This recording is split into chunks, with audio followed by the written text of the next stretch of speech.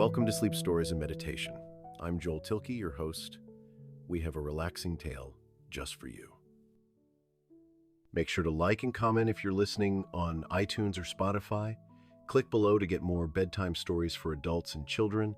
Tonight, we'll be visiting the magical world of Enchanted Hollow, where we'll meet Hazel Pricklethorn, a curious and brave little hedgehog who loves to invent clever gadgets. We'll also spend time with her mischievous friend, the squirrel named Fig, and the always friendly Mr. Bramble, who's the best baker in the hollow. This story is narrated by Jessica Warner, and it promises to soothe your mind and spark your imagination. Research shows that listening to a calm story can help your body and brain know it's time to relax. It's like letting gentle waves wash away the day's worries, one sentence at a time. If you start feeling sleepy, that's perfectly fine. Just let your eyes close and drift off whenever you're ready. So find your coziest spot, take a deep breath in, and let it out slowly. Allow the warmth of this tale to surround you, and know that you're in a safe, comforting place. I hope you enjoy your journey with Hazel Pricklethorn and her friends. Good night and sleep well.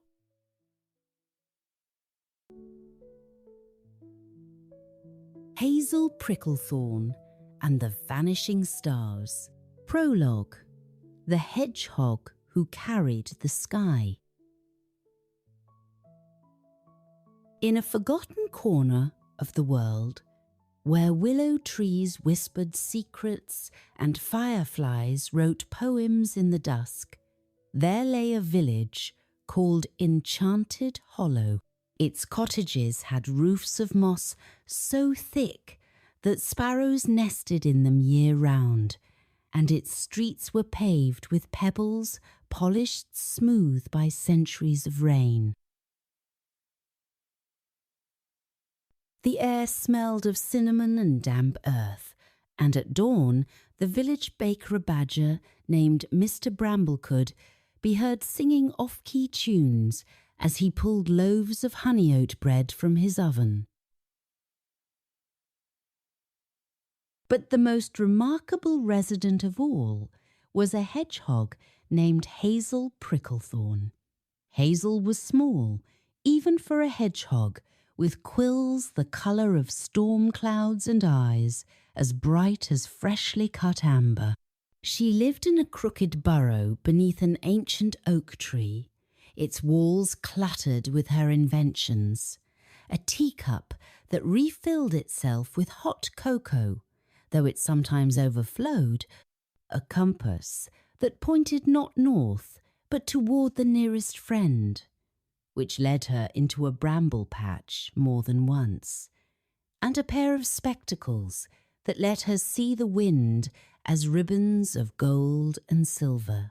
Hazel believed the world was a puzzle waiting to be solved, and she carried a toolbox everywhere she went, its hinges squeaking with every step. But Hazel had a secret. She longed to touch the stars.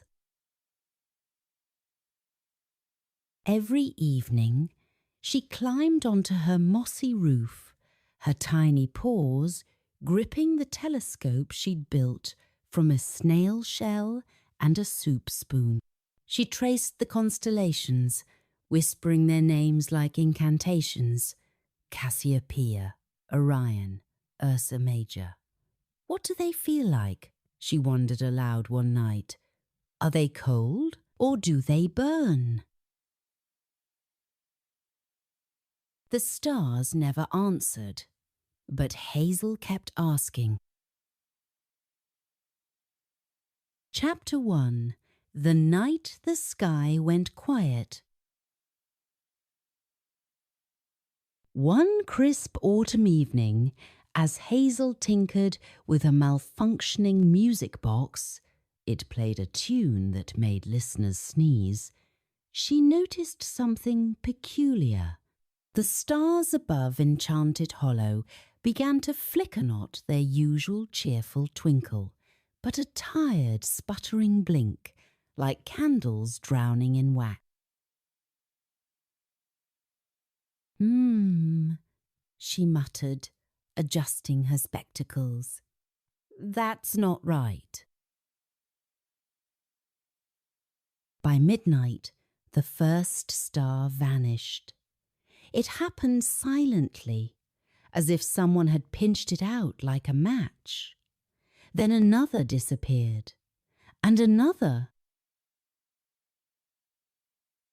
Hazel scrambled to her rooftop, her quills prickling with dread.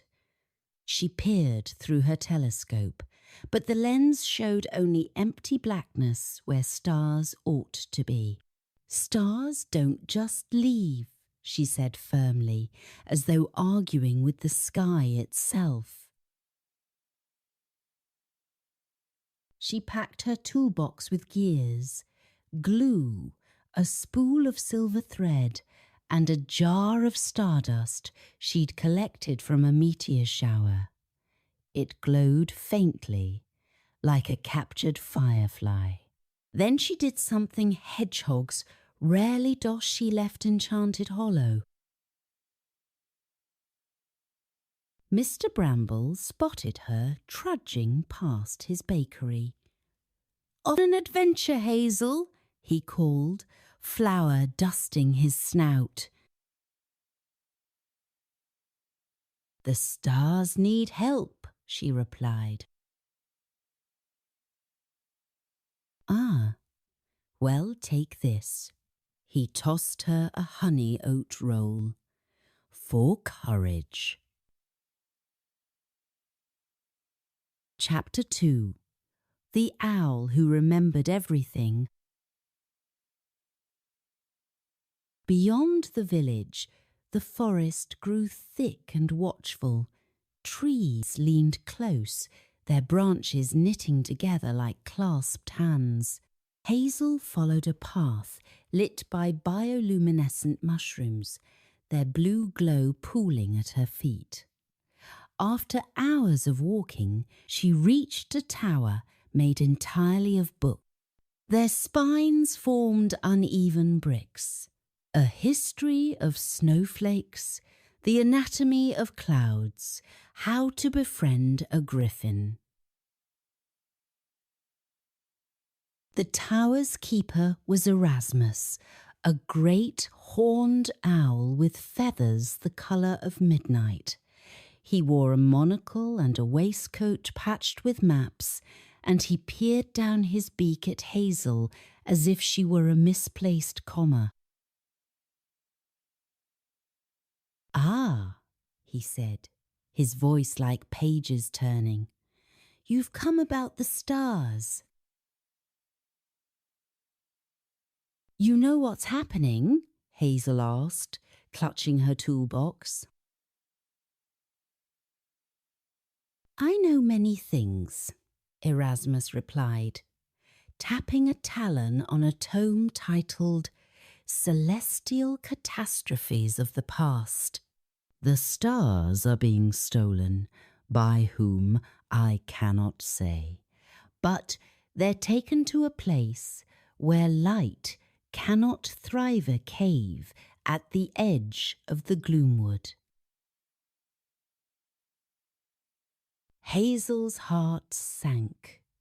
The Gloomwood was a sunless forest where shadows clung to travellers like cobwebs, and the trees grew so close together they choked the sky.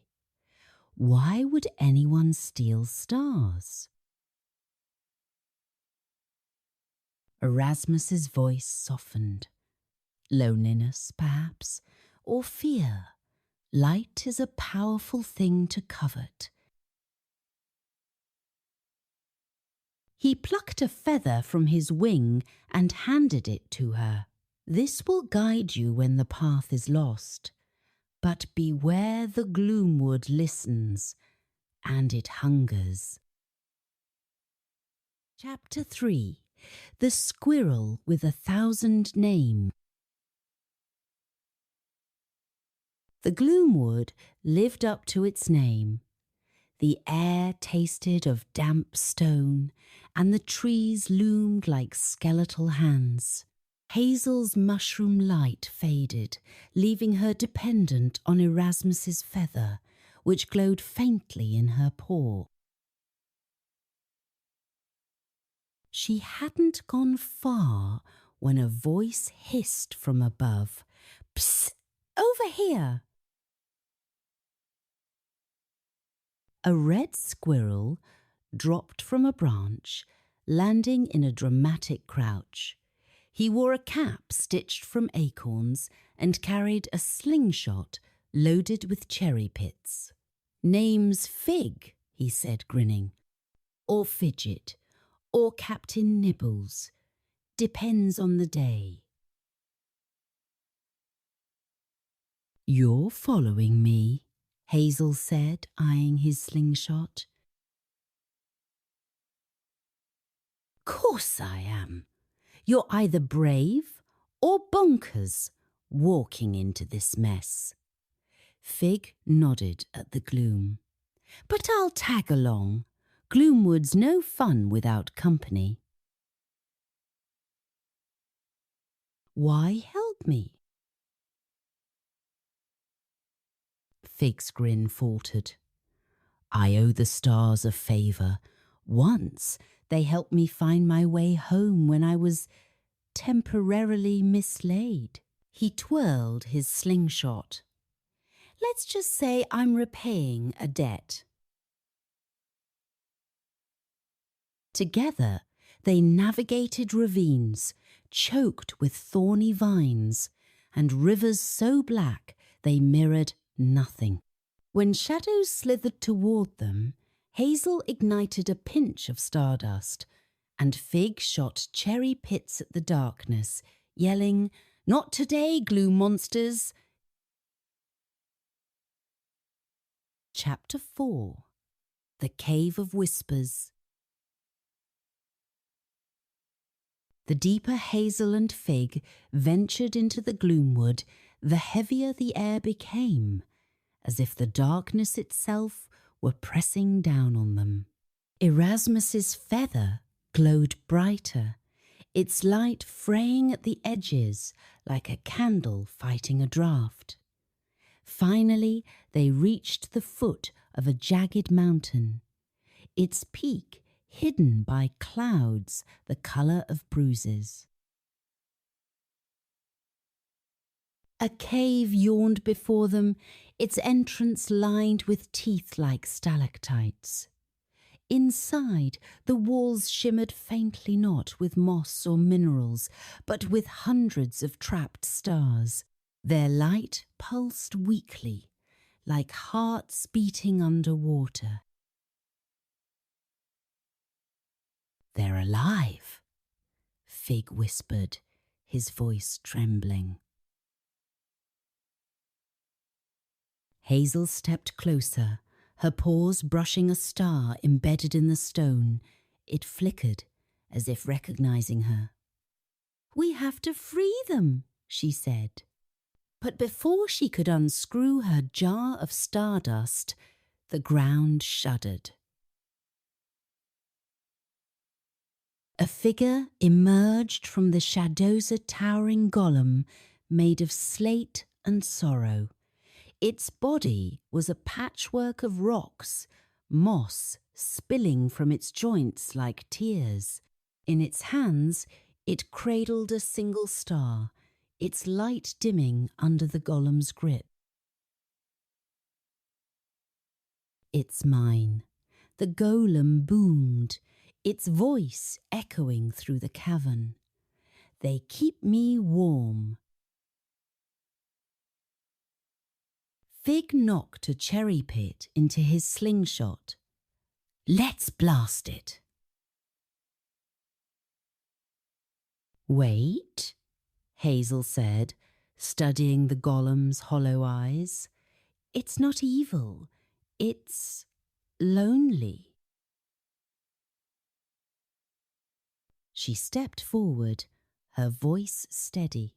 "What's your name?" The golem tilted its head.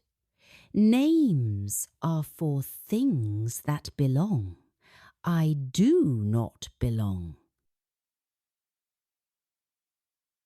Everyone belongs somewhere, Hazel said. Even you. The golem's stony face softened just a little. The stars are kind. They do not laugh at my shape. Chapter 5. The Invention That Could. Hazel's mind raced. The golem wasn't stealing stars out of malachite, it was cold, aching for warmth, for connection. She knelt and unlatched her toolbox. What if I make you something warmer than a star? She said. A friend?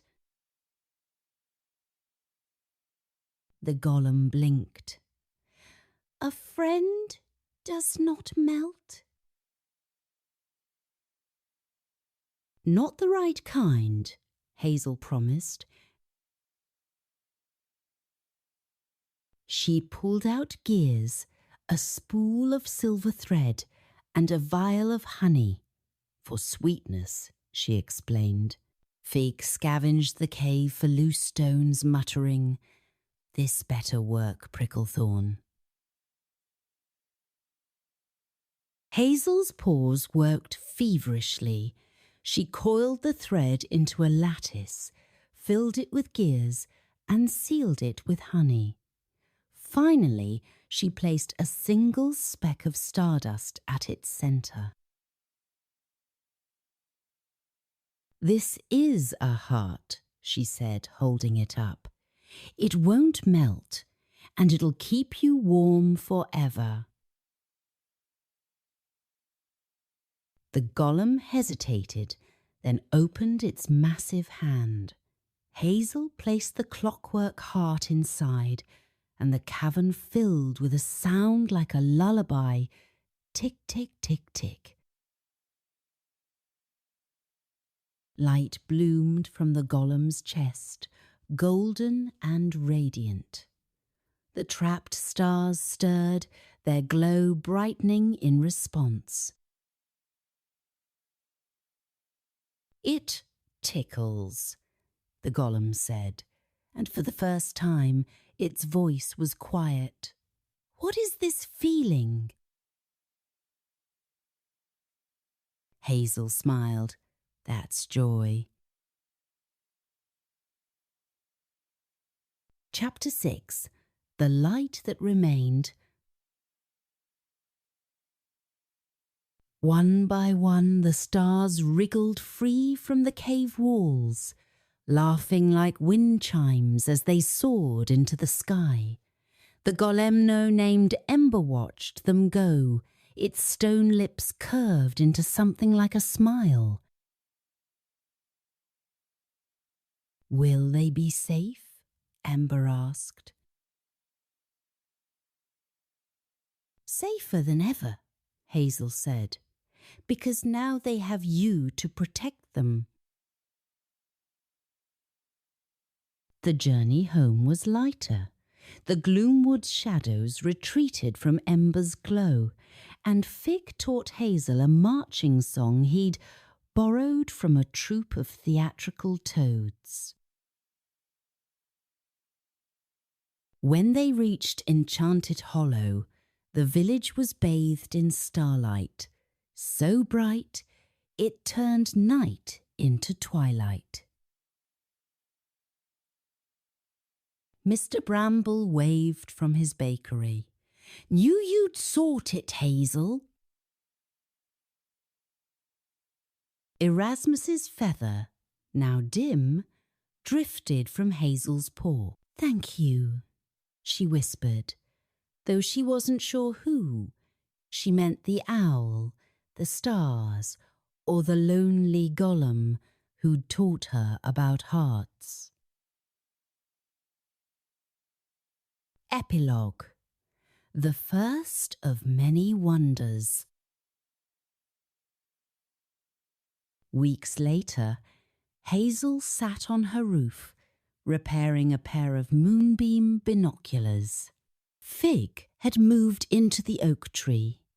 To keep you from accidentally inventing a black hole, and every full moon Ember visited, its clockwork heart ticking a steady rhythm.